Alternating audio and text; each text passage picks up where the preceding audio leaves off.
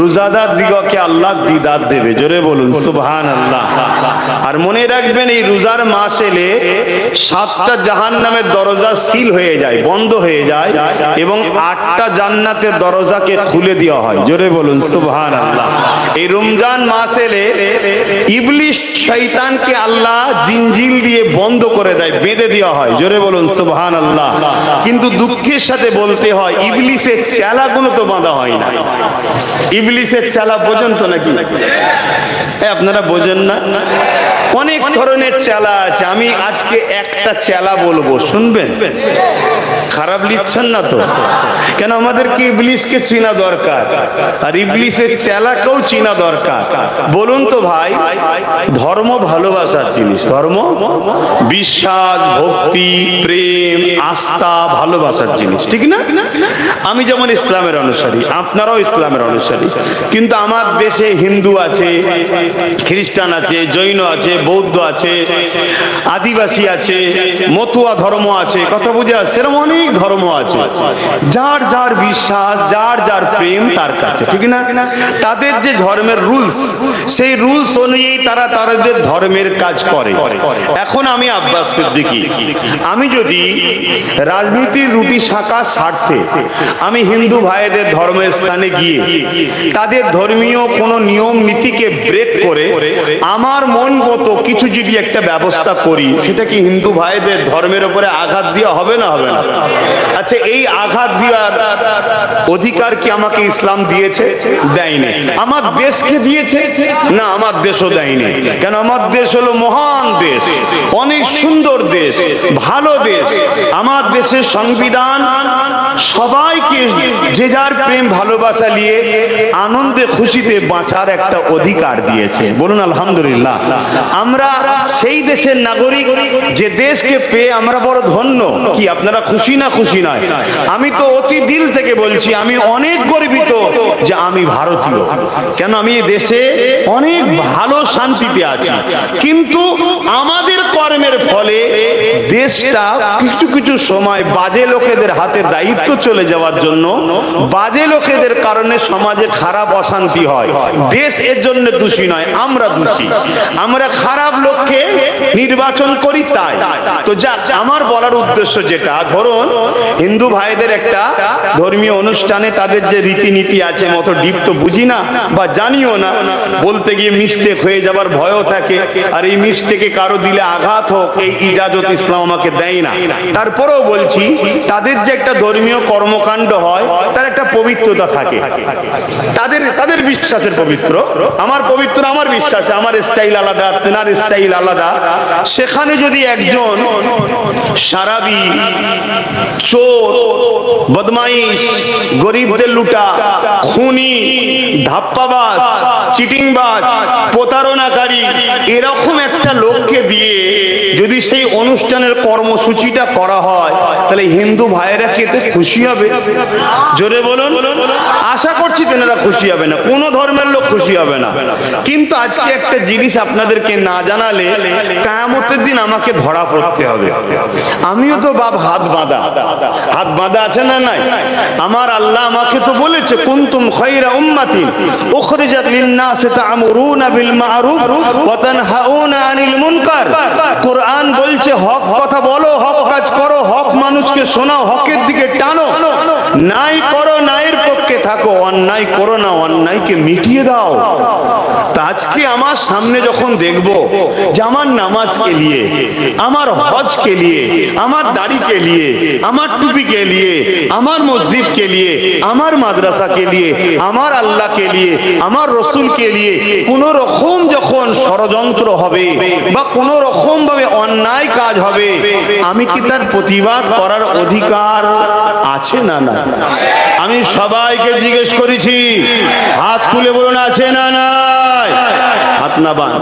আমি হুজুর, আমি পীর সাহেব, আমি পীরজাদা, পীর ভাই, আমি নবীর ঘরের সন্তান, আমি নবীর গোলাম, আমি দাদা পীরের আওলাদ। আমার বিভিন্ন পরিচয় বিভিন্ন মানুষের কাছে, কার কাছে ছাত্র বন্ধু, কার কাছে সহপাঠী বন্ধু, কারো কাছে ছাত্র, কারো কাছে আমি ভাইয়ের মতো, কারো কাছে সন্তানের মতো, যার যার দিলে। কিন্তু আমার অধিকার আছে আমার ধর্মকে নিয়ে কেউ ক্রিটিসাইজ করলে। কি রিসেন্ট দেখছি কয়েক বছর ধরে এই রোজার মাস হলে তথাকথিত একদল মানুষ যারা ইসলামের অনুসারী নয়, উপরন্তু তারা বিভিন্ন সময় ইসলামকে দেখে নাক ছিটকেছে। তাদের কর্মকাণ্ডে কখনো কখনো আজানের বিরোধী হয়েছে, তাদের কর্মকাণ্ডে কখনো কখনো মসজিদ মাদ্রাসাকে মিটাবার প্ল্যানও হয়েছে, কখনো কখনো মাদ্রাসাকে বন্ধ করার জন্য শিক্ষক নিয়োগ বন্ধ করা হয়েছে।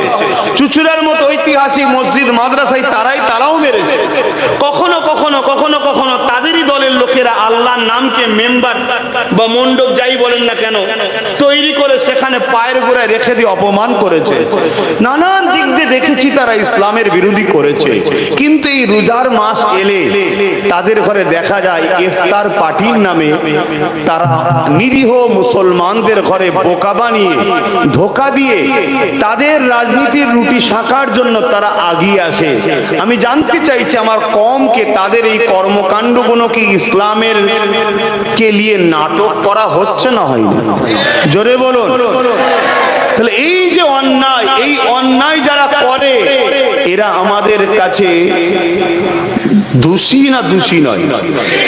অতএব এদেরকে এই অন্যায় থেকে অব্যাহত ফিরিয়ে আনার জন্য একজন দ্বীনের খাদেম হিসাবে আমার দায়িত্ব আপনাদেরকে জাগানো। কেন? অন্যায় করা আর অন্যায়কারীকে সাপোর্ট করা সমান রূপে পাপ হয়। খুব ভালো করে বুঝবেন। আমি দেখছিলাম ইফতার পার্টির নামে সেখানে হারাম পয়সায় রোজাদারদের ঘরে ইফতার করানো হচ্ছে। ইফতার পার্টির নামে সেখানে মহিলাদের ঘরে নিয়ে এসে বসানো হচ্ছে। যে মহিলা আদা কুলঙ্গ, ইফতার পার্টির নামে সেই মহিলাদের কিছু কিছু মাথায় রাসূলুল্লাহ টুপি সুন্নতকে পরানো হচ্ছে। অথচ এই টুপিটা যদি আপনি আপনার ঘরের স্ত্রীর মাথায় পরান এটাও শরীয়ত বিরোধী কাজ হবে, কারণ এটা পুরুষের জন্য পড়ার নিয়ম। সেই ইফতার পার্টির নামে দেখা যাচ্ছে সেখানে গত কয়েকদিন দেখছিলাম অর্ধেক পাগল কি ফুল পাগল জানি না, এই হাঁটু ফাটু সব বেরিয়ে আছে দেখছি ইফতার পার্টিতে বসে আছে। দেখেছেন না? দেখেন। তাহলে এই যে আমার ধর্মকে নিয়ে বারবার এই যে অপমান, এই যে অবজ্ঞা, এই যে নাটক, এই যে মা মুসলমানেরকে শুধু বোকা বানিয়ে তাদেরকে আমার দলে করব, এর জন্য যে ড্রামা, এইভাবে যে আমার ধর্মকে নিয়ে খেলা হবে, এর প্রতিবাদের এদের বিরুদ্ধে সংগ্রামের এদেরকে নেস্তে নাবুদ করে দিবার দরকার আছে না নয়? জোরে বলুন আছে না নয়? যদি এদের বিরুদ্ধে আপনাদের সংগ্রাম না থাকে, এদের বিরুদ্ধে আপনাদের লড়াই যদি না থাকে, আপনি নিজেকে মুসলমান মনে দাবি করলেও কিয়ামতের দিন নবীর শাফাআত পাবেন কি সন্দেহ আছে? কেন এই রোজা ইসলামের তৃতীয় পঞ্চম স্তম্ভ, তার মধ্যে তৃতীয় স্তম্ভ হচ্ছে রোজা। প্রথমে কলেমা, তারপরে নামাজ, তারপর হচ্ছে রোজা। রোজা তো মহান একটা ইবাদত। এই রোজাতে আল্লাহ ক্যান্সার মুক্ত একটা শরীর দেয় এই রোজার কারণে। জোরে বলুন সুবহানাল্লাহ। এই রোজার কারণে সুগার মুক্ত শরীর দেয়। জোরে বলুন সুবহানাল্লাহ। এই রোজা হলো 11 বছর যা খেয়েছি, যত ভাইরাস টাইরাস ঢুকেছে সব কিছুকে বার করে দিয়ে অ্যান্টিভাইরাস হিসেবে কাজ করে 11 মাসের জন্য একটা সুন্দর আপডেট শক্তিশালী শরীর দেয় রোজা। জোরে বলুন সুবহানাল্লাহ। পৃথিবী বিখ্যাত ক্যান্সারের স্পেশাল ডাক্তার বলছে ক্যান্সার থেকে বাঁচতে গেলে 12 থেকে 14 ঘন্টা কিছু না খেয়ে থাকতে হবে। আমার রাসূলুল্লাহ বলেছেন তোমার কতদিন থাকতে হবে? 20 থেকে 25 দিন। 1500 বছর আগে আমার রাসূল বলেছে রোজা রাখো, ক্যান্সার থেকে বাঁচবে। জোরে বলুন সুবহানাল্লাহ। আরো জোরে বলুন সুবহানাল্লাহ। আজকে এই রোজাকে নিয়ে যারা ইফতার পার্টির নামে মাথায় টুপি দিয়ে বা আন্ডার কি বলে প্যান্ট ছিঁড়া প্যান্ট, পাগল নাকি জানি না ভাই, দেখছিলাম আপনারা দেখেছেন কি জানি না, মানে কত বড় অসভ্য বর্বর যে একটা জায়গায় যাচ্ছিস কি লেবাসটা পরতে হয় এই মানবরূপী পশুদের জানা নাই। এরা মানবরূপী পশু ছাড়া কিছু নয়। আমার কথাই বেজার হচ্ছে না আপনারা? এরা আমার ধর্মটাকে শেষ করে দিবার প্ল্যান করছে। এদের বিরুদ্ধে আমাদেরকে সজাগ হতে হবে। কিন্তু মনে রাখবেন এদের থেকেও বড় আসামি আমরা, এদের থেকেও বড় আসামি আমরা। আমরাই এদেরকে তুষণ করি, আমরাই এদেরকে তেল মাখাই, আমরাই এদেরকে ক্ষমতায় আনি, আমরাই এদের পিছনে ঘুরে বেড়াই, আমরাই এদেরকে মাথায় তুলি। আর এরা ক্ষমতার জোরে এসে আমার ধর্মকে মিটা যাচ্ছে, এরা ইফতার পার্টির নামে আমার ধর্মকে শেষ করছে। এদের সঙ্গে কিছু দালাল পীর সাহেব, পীরজাদা, মুফতি, মাওলানা মিশেছে। হারামখোররা কিছু টাকা নিয়ে এদের সঙ্গে মিশে হই হই করতেছে। অথচ আমার নবীর চোখের পানি ফেলা ইসলাম, রক্ত ঝরানো ইসলাম, নবী বদরে মার খেয়েছে, নবী উহুদে মার খেয়েছে, নবী ঘর ছাড়া হয়েছে এই ইসলামের জন্য। আমার নবীর উম্মত, কিয়ামত কিন্তু বড় কঠিন হবে।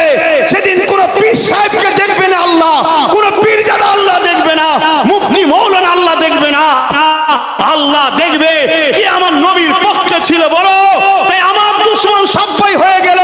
নবীর দিনের স্বার্থে বলি, এই মানব রূপী পশুগুলোকে এদের ঠিকানাটা বোঝানো দরকার আছে না নাই? জোরে বলো, আছে না নাই? আয় আমার ভাইরা, বসো, তুমি বসো। আমার ভাইরা খুব ভালো করে বোঝেন, সময় কম ভাই, এটা আমি দুঃখের সাথে বলে যাচ্ছি। আজকে কি যেন একটা হচ্ছে, যদি আজ না রোখেন কালকে দেখবেন ওই ইফতার পার্টিতে মূর্তি তুলে দেবে, কাল দেখবেন ওই ইফতার পার্টিতে দোয়া করানো হবে, কোন একজন ফাসিক, ফাজিল, বেঈমান, চোর, চিটিংবাজকে দিয়ে দোয়া করানো হবে। এই মেসেজটা তামাম ওয়ার্ল্ডে যাবে, ইসলামের বদনাম হবে। আগামী দেখবেন ওই ইফতার পার্টিতে মহিলা এসে দোয়া করবে, পৃথিবীতে ছড়িয়ে যাবে। ওটা কে করছে দেখবে না, দুনিয়ার লোক আপনার দিনকে থুতু ফেলবে, তামাশা করবে। তাই আমার দরকার আছে, যে পাওয়ারে এরা আমার দিনের উপরে জুলুম করছে, ওই পাড় থেকে এদেরকে ঘাড় ধরে নামানো দরকার আছে না নাই? জোরে বলুন, আছে না নাই? তাতে একদিন সময় লাগতে পারে, 1 বছর লাগতে পারে, 10 বছর লাগতে পারে। আমরা পারবো কি পারবো না অতও জানি না, কিন্তু আল্লাহর উপরে ভরসা রেখে আমরা হকের পক্ষে লড়াইয়ের রাজি আছেন কারা? হাত তুলে দেখান, বলুন মারহাবা। নারে তাকবীর, নারে তাকবীর। রমজান শরীফ মুবারক, রমজান শরীফ মুবারক, রমজান শরীফ মুবারক। রমজানের দুশমনেরা বলুন মুর্দাবাদ, রমজান শরীফের দুশমনেরা বলুন মুর্দাবাদ। নারে দিবে ভাইরা আমার, আপনি আপনার লে থাকুন, আমাকে আমার লে থাকতে দিন। আমি তো কখনো আপনার ঘরে গিয়ে ঢিল মারিনি, আপনি বারবার আমার ঘরে কেন নোংরা করতে আসছেন?